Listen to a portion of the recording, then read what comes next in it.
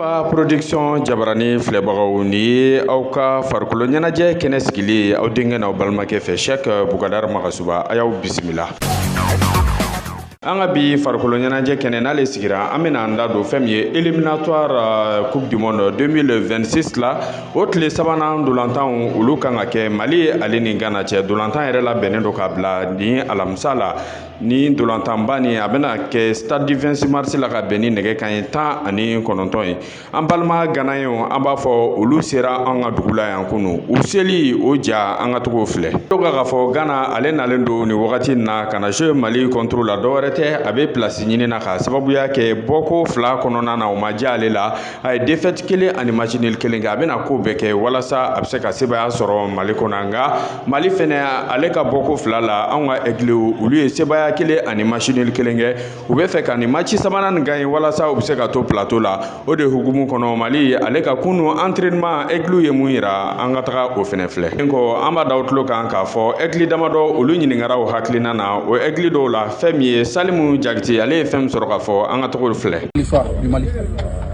Comment c'est fait le choix? Il n'y a pas de choix à faire. Mes parents ils sont maliens. Il n'y a pas de choix à faire. On est maliens à faire de lettres. Et on va essayer de représenter bien le pays.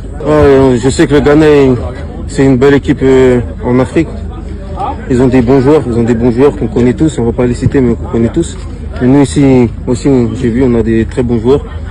Donc on va affronter ce match jeudi en espérant le gagner, Inch'Allah. Comme je vous ai dit, je viens de vous dire, les gars ils m'ont bien accueilli, le staff m'a bien accueilli, tout le monde m'a bien accueilli, c'est ma première fois au Mali. C'est la première fois au Mali et je suis pas déçu. Je suis vraiment content, tu vois, ça se passe bien. Moi je suis prêt, c'est pas moi qui décide, hein. C'est le coach, on respecte, on est là. Même si on rentre pas, on joue. Le plus important c'est d'y participer. Ici on y participe. J'ai pas d'appel, hein, sincèrement j'ai pas d'appel. Il faut que les Maliens même ils viennent supporter pour la nation déjà, c'est ça. C'est pas pour moi, c'est pour la nation. On est tous ensemble. Allez plus loin Inch'Allah. Salim tɛmɛnen kɔ an sera fɛn min ye Lasine Sinayogo ma. Lasine Sinayogo ale fɛnɛ kuma min sɔrɔ k'a fɔ an ka jɛ k'o lamɛn. Kokem family on y tient. Au kakene on vient au bolo. On bena jeudi, on bena ta gagner un petit, Inch'Allah. Lasine tɛmɛnen kɔ fɛn min ye Falaye Sako ni match ni an y'ale ɲininka hakilina na labɛn minnu na bɛnnen don Falaye Sako fɛnɛ ye mun fɔ an ka jɛ k'o lajɛ. Groupe tila bɛɛ lajɛlen bɛ yan an bɛ baara kɛ ça va alhamdoulilah. Donc je pense que il y a la motivation bien nisɔndiyalen don an ɲɔgɔn sɔrɔ. Donc je pense que là tout le monde est en forme, on essaie de se préparer bien pour attaquer ce match. An b'a da o tulo kan k'a fɔ nin dolantan ni ale nafa ka bon kosɛbɛ o de b'a to wele bilalen don maliyɛn bɛɛ ma bɛɛ ka bɔ walasa ka kɛ cɛden kelen ka taga an ka Aigle sɔngɔrɔma don an b'a fɔ an ka Aigle ma bonne chance. N'an bɔra yen ni wagati na an bɛna don fɛn min ye an ka U23 olu n'u ka dege karamɔgɔw olu fɛnɛ bɔlen don ni wagati na k'i kunda fɛn min ye Uzbekistan kan o bɛna dolantan badenya dolantan fila kɛ o dolantan ninnu yɛrɛ olu bɛna don fɛn min ye Jeux olympiques min kan ka kɛ Paris o ɲɛbila baaraw don Badara Ali Konti a n'a ka cɛdenw a ye lisi bɔ a ka Aigle o y'u kunda Uzbekistan kan an b'a souhaiter o fɛnɛ ye bonne chance.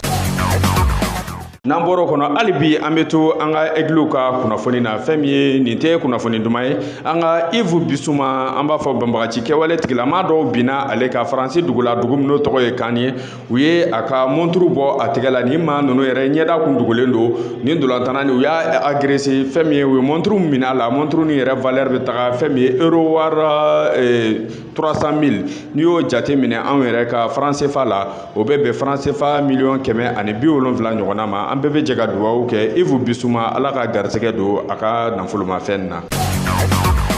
Hali bi an bɛ taga Europe kɔnɔna na fɛn min ye yɛlɛma ale fanfɛlaw la Kylian Mbappé an b'a da o tulo kan ni wagati na ale ni Real ka ko o officialisera ka ban.